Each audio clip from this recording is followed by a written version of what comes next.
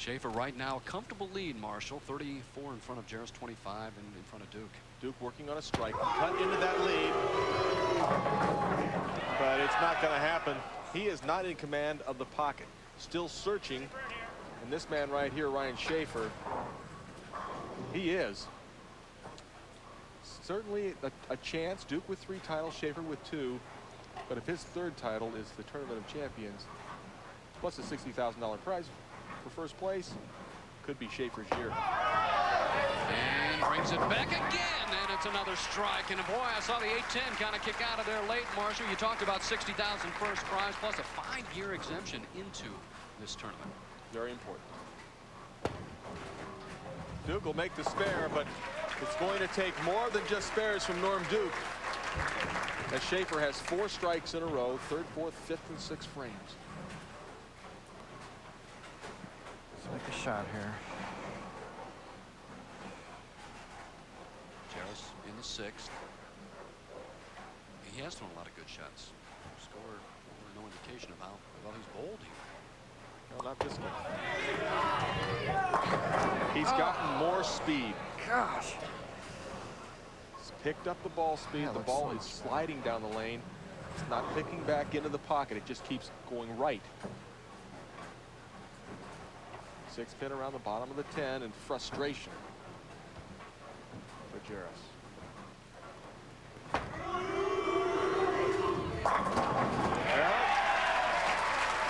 Better shot for Duke on lane 21, but he better be able to put a few together if he wants to catch Shafer.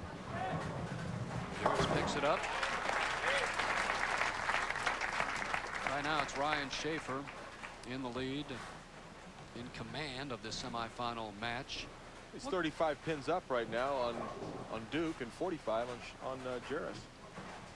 The winner will take on Jason Couch for the championship.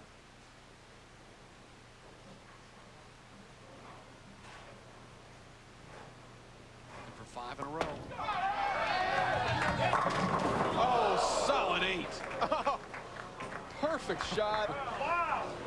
All he can do is put his hands behind his neck and go, why me? Watch the ball rolling right dead flush into the pocket. The reaction from Shafer, he cannot believe it. Well, that's the knockout strike. Should have given him 7, not to me. That's better.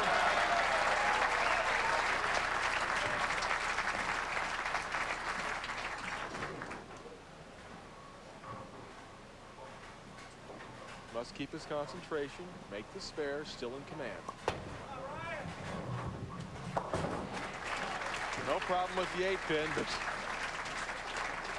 he expected that last one to be a strike, not a spare. Take a look at our scoreboard. You can see Shafer with the commanding lead over both Jaros and Duke. 44 pins over Jaros, 35 over Duke. Duke with a strike to that lead. And finally he gets a strike on the right-hand lane. Shafer in the 8th.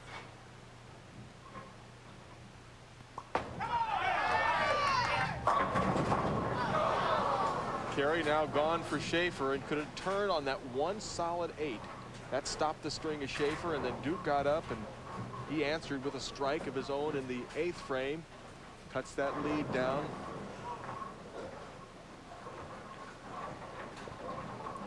Jaros can make it a double here in the 8th. Got a 225 max for Jaros. Come on. Oh.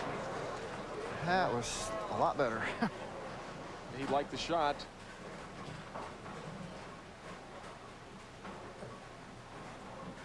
Jaros with a 205 max. Shafer with a 248 max. He makes the spare. Now Jaros trying to convert the 10 pin. And does. Now Norm Duke with the double, Marshall, up in the 9th. Well, another must shot for Duke. And he struck the last couple of times on lane 21, so he's more comfortable on this lane than the other. Can knock it down to a 13-pin deficit for Duke. See his maximum score of 235, and with the pressure right on Shafer. Everything but the 10. And he knows he couldn't have thrown it any better. Watch the 6-pin, second from the right, around the bottom of the 10. And a heartbreak for Norm Duke. Shafer needing marks. 9th frame. Any kind of spare in this frame. And the 10-pin. Leaves the 10, that's all right. Pick up the 10-pin. Still puts himself in excellent position. Marshall, we're used to watching the players bowling from the right for the right-handers and really seeing the ball drive into the pocket. A little bit different this week. Well, the oil's a little further down the lane this week. It was buffed down to 49 feet and just not a lot of back end. So players were forced to play deep inside and create their own hook. Shafer just barely hangs on and makes the 10-pin.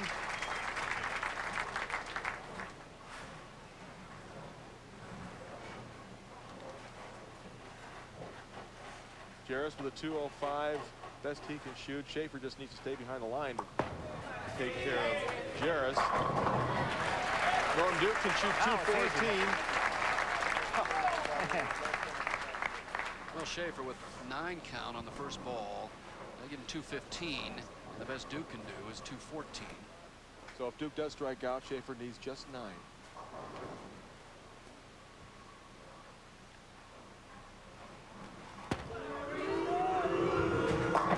Another solid 10, and now Shafer needs just to stay behind the line. He should advance, but we'll watch his shot in the 10th frame.